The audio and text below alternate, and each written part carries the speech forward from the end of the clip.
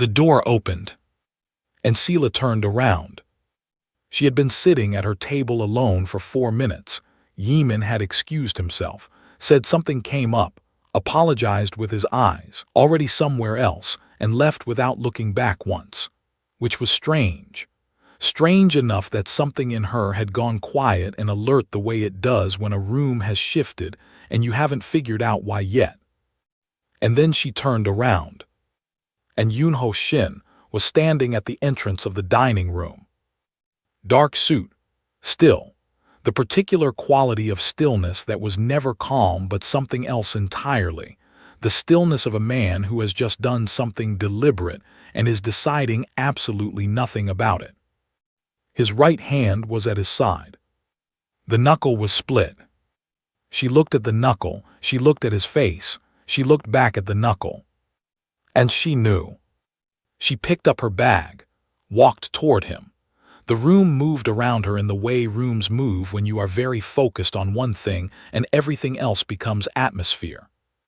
She stopped in front of him. "What did you do?" "I handled something." "Yunho." He had a camera. His voice was completely level. The levelness was the most alarming part. Set up at his apartment, he was on the phone, in the bathroom making arrangements. I heard him. The floor shifted slightly beneath her. She looked at him.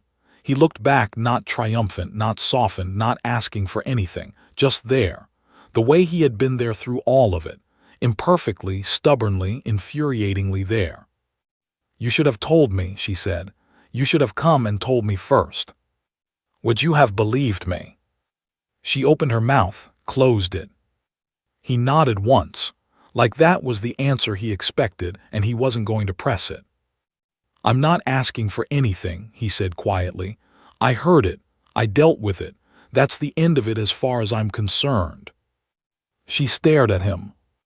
And the thing about Yunho Shin, the specific, maddening, completely unreasonable thing was that when he dropped all of it, the empire, the control, the 15 layers of composure he wore like a second skin. When he just stood in front of her like this, split knuckle and all, he was still the man she had chosen, still the man from the grocery store. All those years ago, the one who had waited 41 weeks, the one who had sat on the floor of a hotel corridor in soaking clothes, rather than leave. She looked at him for a long moment. Then she reached out and took his hand, the split one, turned it over gently in hers and looked at it the way you look at something that shouldn't have happened but did. "This needs ice," she said.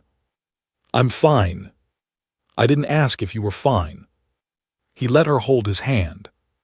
Neither of them said anything else. Welcome back to Afro Seoul Diaries by D. If you are just finding us, parts 1 and 2 are in the description. You need both before this.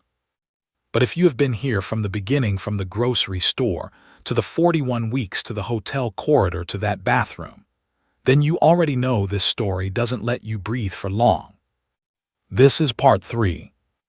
And part 3 is the one where everything either gets put back together or breaks in a completely different way. Subscribe right now if you haven't. Hit the bell, let's go. They left the club together. Not holding hands, just together, moving through the Seoul night side by side, the city doing what Seoul does at midnight, loud and lit and completely indifferent to two people walking through it carrying 3 years of unfinished business.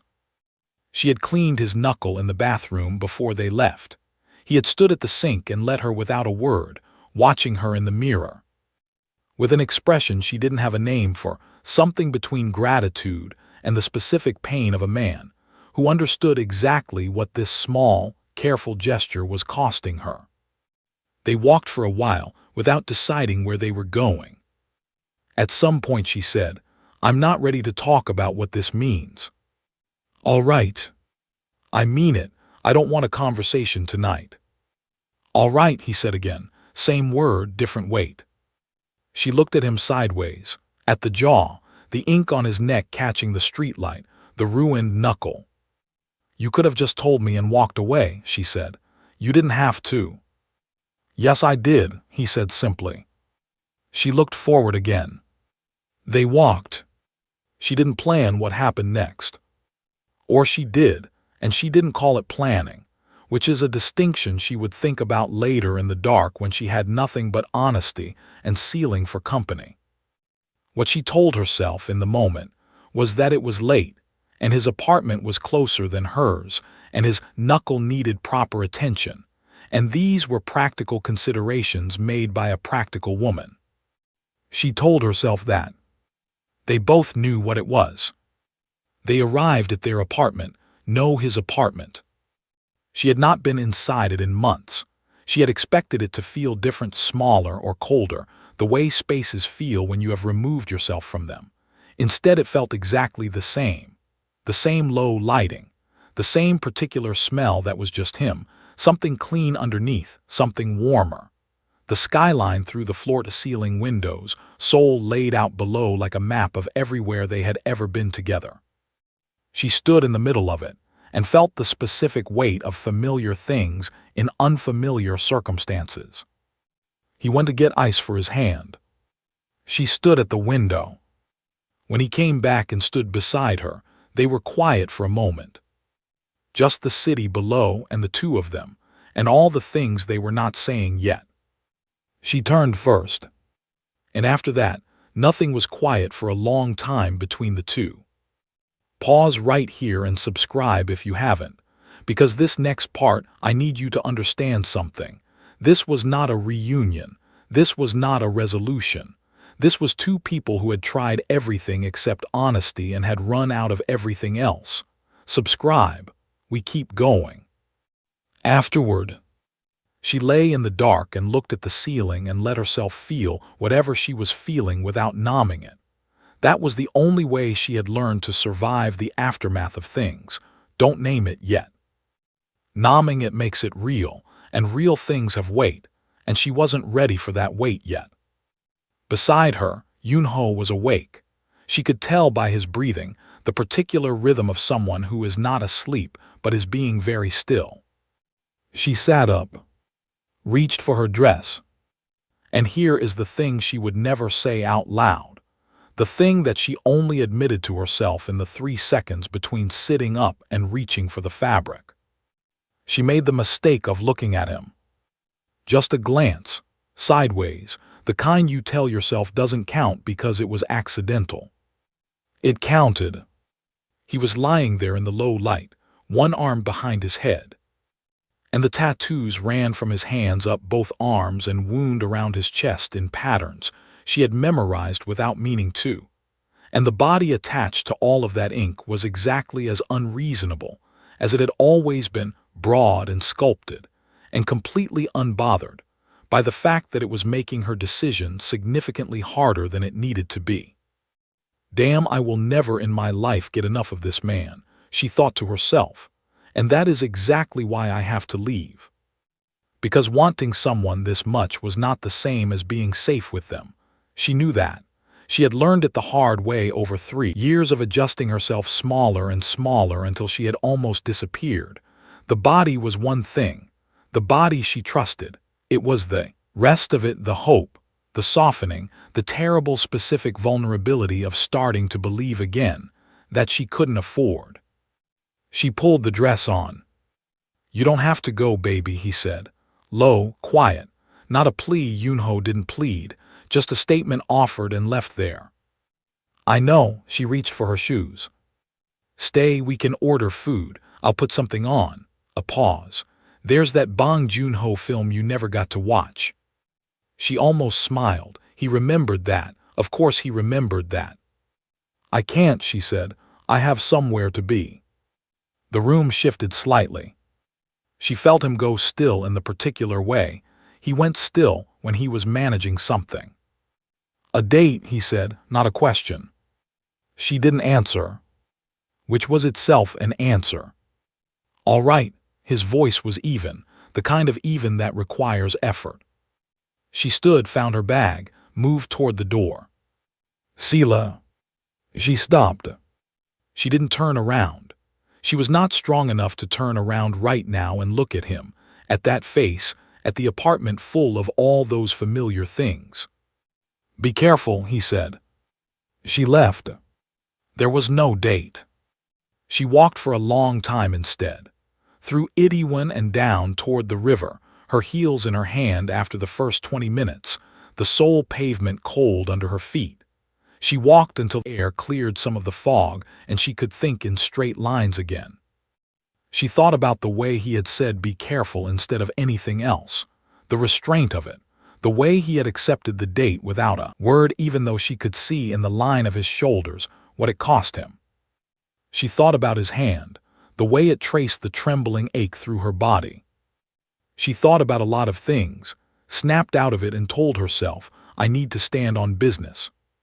She went home and stared at the ceiling until 3 in the morning and told herself she had made the right call. She almost believed it. She was not expecting him outside her door.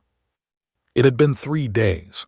3 days of silence that she had told herself was healthy and clean and exactly what she needed.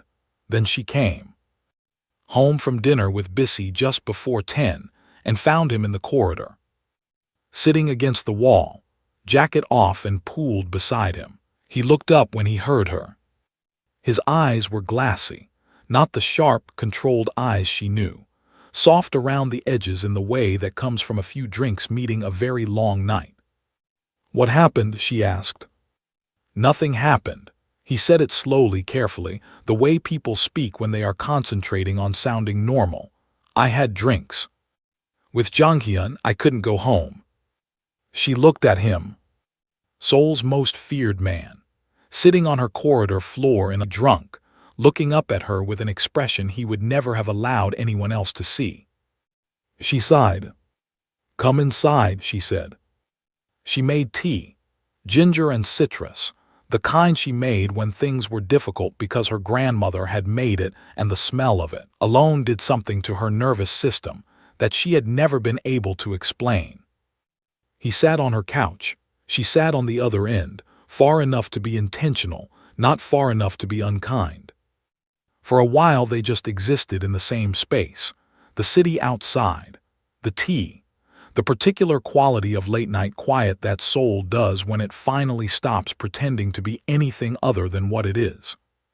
How was your date? He asked. Quiet, careful, the voice of a man who had been holding that question all evening and was releasing it very slowly. She looked at her mug. It was fine, she said. He nodded, his jaw shifted slightly. I hope he didn't take you for gopchang, he said. You hate gopchang. She looked up sharply. He was looking at his tea, not at her, but the corner of his mouth had done something. She pressed her lips together very hard. I don't hate it, she said. You pushed it to the edge of the plate the entire first time I ordered it, and then told me you weren't hungry for the rest of the evening. I wasn't hungry. You ate 3 bowls of rice at home an hour later. She looked at the ceiling. She was not going to laugh. She was absolutely not going to laugh. You have a very selective memory, she said. I remember everything about you. He said it simply, without performance, just a fact reported by a man who had apparently decided that honesty was the only thing he had left to offer. That has always been the problem. I remembered everything about you and showed up for none of it. I don't know how to explain how those two things existed at the same time, but they did. The laughter that had been threatening a moment ago went somewhere else entirely. She looked at him. He was looking at his mug, the tattoos on his hands dark against the white ceramic, the loosened tie, the soft edges that the drinks had. Given his face, making him look younger, making him look like the man she had fallen in love with before all the weight settled back in. Yunho, she said. I know, he said. I know I'm not pushing, he exhaled. I miss you, not the version of us at the end, I miss the beginning of it.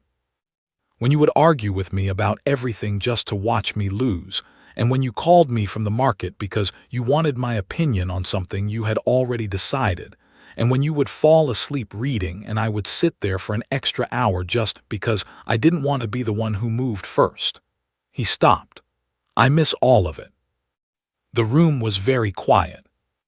"You should sleep," she said softly. He didn't argue. She got a blanket from the cupboard.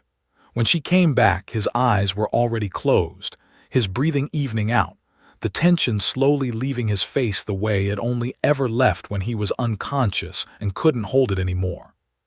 She stood there for a moment. Then she put the blanket over him, turned off the light, and went to bed. She stared at the ceiling for a long time. Like this video right now, because this next scene is the one. This is the scene this whole story has been building toward. Subscribe first. If you haven't, then we finish this. He was a disaster in the morning. She heard him before she saw him. A muffled sound from the living room that she recognized as a man who had woken up and immediately regretted every decision that led to this moment. She got up, made coffee, took it out to find him sitting upright on her couch with his forearms on his knees and his head in his hands, looking like a man who had been personally wronged by the previous evening. She leaned in the doorway. She tried not to. She laughed. Not the polite version. The full one, the real one, the full-face version that came out of her surprised and genuine before she had time to decide whether to allow it. He looked up. His hair was everywhere. His eyes were red. His suit was the specific disaster that only a night on a couch could achieve. He looked like Seoul's least feared man. He looked, she thought, absolutely terrible. "Don't," he said. She laughed harder. "I'm serious," he said. "This is not funny." "It's a little funny." "It is not." He stopped, looked at her, and something happened in his face, something she had not seen from him in a very long time. He smiled. Not the controlled version, not the version he wore in professional spaces, the real one, the one that reached his eyes, that rearranged his whole face, that made him look like the man she had married, and not the empire he had built on top of that man. She stopped laughing. They looked at each other. "I don't remember the last time I made you laugh like that," he said, quietly. The smile had settled into something more serious. "I know," she said. "I used to," he said. "Early on, before he stopped, started again. I used to make you laugh all the time." "You did." "What happened?" She crossed the room, sat down across from him, the coffee between them. "You got scared," she said. He looked at her. "You built everything," she said. "And the more you built, the more you had to lose. And the more you had to lose, the more time you spent protecting it. And somewhere in all of that protecting." She held his gaze. "You forgot that I was the thing worth protecting." The sentence landed. She watched it move through him. "I didn't have a date," she said. "That night, after the club, I lied." He went very still. "I was scared," she said. "That evening at your apartment when you asked me to stay, I almost did. And it terrified me, because staying meant softening, and softening meant trusting, and trusting meant." Her voice caught slightly. She reset it. "I can't do it a second time, Yunho. I can't build something with you and then watch it slowly become something I don't recognize again. I can't adjust myself into nothing again. I did that once and I almost lost myself completely." He leaned forward, elbows on his knees, hands clasped. "Then let me tell you something I have never told anyone," he said. She waited. "I was terrified," he said, "from the beginning. Not of losing the business I knew how to protect. I have been protecting things since I was old enough to understand what vulnerability costs. But you," he shook his head slightly, "you were the one thing I had no framework for. You saw through every version of me I put forward. You sat across from me in that restaurant in Seongbuk-dong and looked at me like I was just a person, not a name, not a threat, not a story people told carefully. Just a person. And I had spent so long not being just a person that I didn't know what to do with it." She was very still. "So I kept working," he said, "not because I loved it more than you. Because work was something I knew how to win at, and you were something I was terrified of losing. And somewhere in that I stopped showing up, because if I wasn't there I couldn't fail you. And then I failed you anyway, in the worst possible way. The room held its breath. I went to Brazil after you left, he said. I was there for weeks, and I barely thought about my work once. But every single day, every morning, every evening I thought about you, about the apartment, about how wrong it feels to exist in a space where you used to be. And I understood, finally, what I had been choosing over you all that time. And it was nothing. It was fear wearing the costume of ambition. That is all it ever was. She had promised herself she would not cry. She was not keeping that promise, and it broke him in so many pieces to see her that way. Give us one more chance, he said. Not the version we were. That version is done and it should be done. I mean something new, built differently, where I choose you first not because you asked, but because I finally understand what choosing you means. His voice dropped to something she had only heard a handful of times, the version underneath all the other versions. You are the only thing in my life that was never about survival. You were the only thing that was just good. And I let it go because I didn't know how to hold something that wasn't about survival. I know now. I am asking you to let me prove that to you. Selah looked at this man.